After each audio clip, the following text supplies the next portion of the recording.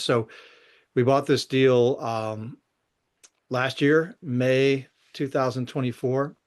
It was a divorce situation and they just wanted to get out of it. They had a mortgage on it, and they had a second mortgage on it. So we took over the first mortgage, which was 100 and I don't know what it was, 115 or so. I don't have the numbers in front of me. And we paid off a second mortgage. It was around 10.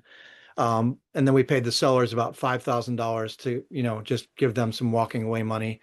And we were all in on it around 140, 142K, somewhere in there. And at that time, we thought the retail value was around 210. So we thought we were in good shape with multiple options to exit that deal. Starting with a lipstick remodel, type flip there wasn't a lot of major stuff. It was just all cosmetic stuff. So we thought we might sell it to a flipper who just wanted to go in there and do some paint and touch ups and some minor repairs and then put it back on the market. We weren't able to find that person. The next exit strategy was to owner finance it out to an individual buyer who was handy, like a handyman special, right? And then the third strategy was to rent it out if we weren't able to do those things and do the repairs ourselves. Um, so yeah, here's the questions on it based on the post. The deal that you kick in your ass for 17 months. What went wrong from the start? I would say what went wrong from the start. Two things that I can think of off the top of my head. One, this deal is way out in the country, right? And those are more challenging deals to sell. It's harder to comp them. Investors feel less confident when there aren't good comps, and also people are less likely to buy way out in the country. It's not for everyone to live on an acre lot with a 20 to 25-minute commute to the nearest major town.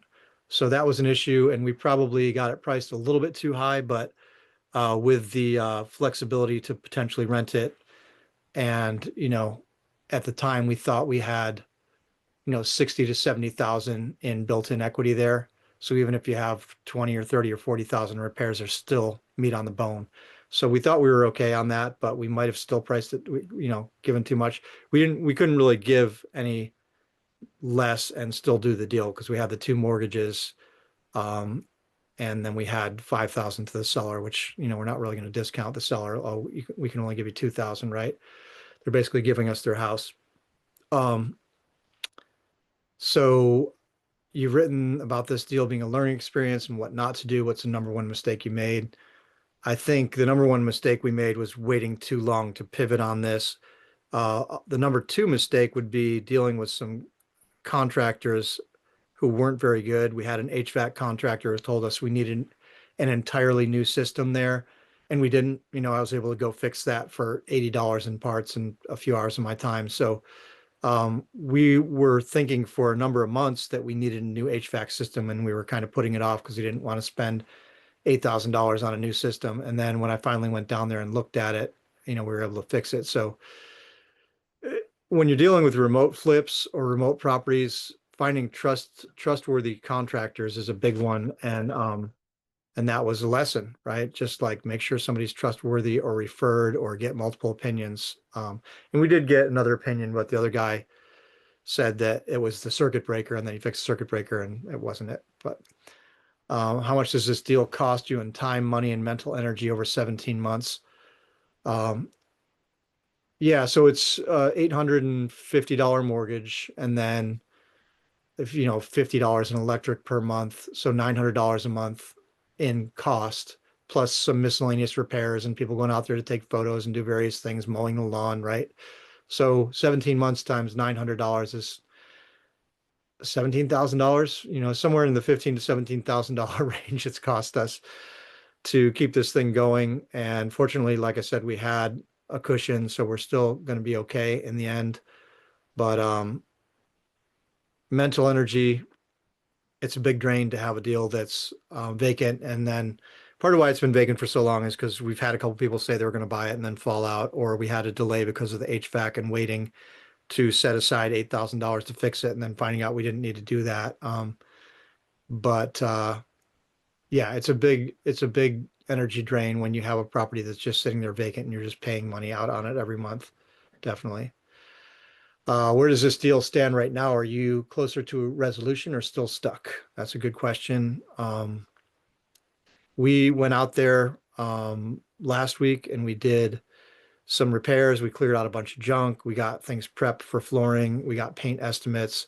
We're going to now pivot and rent it. So it's, I'd say, anywhere between 3 and 6 weeks out from being rented. We just have to get the paint done and get the flooring stuff done, do a few other touch-ups, and we'll be ready to rent it out. And we've got it up on Zillow for rent. So we've gotten some applications, and that will be a resolution within the next 3 to 6 weeks, I would say.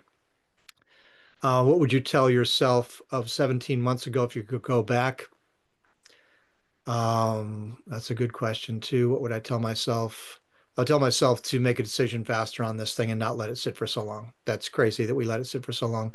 Like I said, the HVAC thing, the unknown of that was a big one. So we just needed to roll up our sleeves and get, multiple estimates on that and find out for sure before we just believed the first guy and felt like we had to set aside $8,000 for that.